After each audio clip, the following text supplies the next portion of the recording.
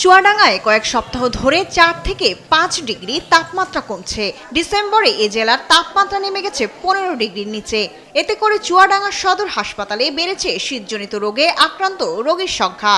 তবে অধিকাংশ রোগী দেখা যাচ্ছে সদর হাসপাতালের ডায়রিয়া ওয়ার্ডে। ৫ বেডের বিপরীতে প্রতিদিন ভর্তি থাকছে শতাধিক রোগী। এই ওয়ার্ডে রোগীর চাপ বেশি থাকায় মেঝেতেই চিকিৎসা নিতে হচ্ছে অনেককে।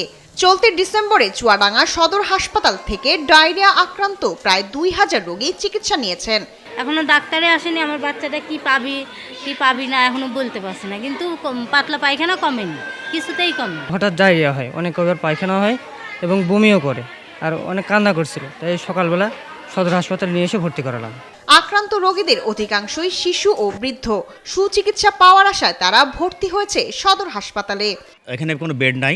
রোজকার সাধারণ খাবার এখন হবে অসাধারণ। প্রাণ স্বাদের মশলা, স্বাদ বাড়ায়, ঘ্রাণ ছড়ায়। এবং বেড না থাকার কারণে এবং রোগীর অত্যন্ত চাপ বেশি, যার কারণে আমাদেরকে ফ্লোরেই থাকতে হয়েছে। ডাক্তার বা সেবিকাদের ইচ্ছা থাকলেও তাদের যে যথাযথভাবে চিকিৎসা দেওয়ার যে মানসিকতা সেটা আছে, কিন্তু এটা থাকলেও তাদেরকে একটু হিমশিম খেয়ে যেতে হচ্ছে যে চিকিৎসা দিতে গিয়ে বা এই রোগীর চাপ ঠেকাতে গিয়ে। সব প্রতিকূলতার মাঝে চিকিৎসা চলছে বলে দাবি এই চিকিৎসকের। সরকারের কাছে আপনাদের মাধ্যমে, বিশেষ করে সাংবাদিক ভাইদের মাধ্যমে আবেদন জানাচ্ছি যে আপনারা আমাদেরকে দ্রুত লোকবল দিয়ে সহায়তা করুন।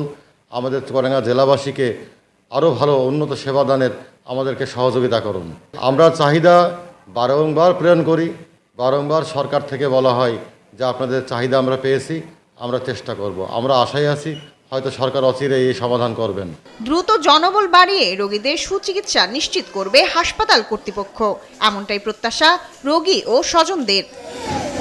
শায়লা খান, নিউজ ডেস্ক, দেশ টিভি।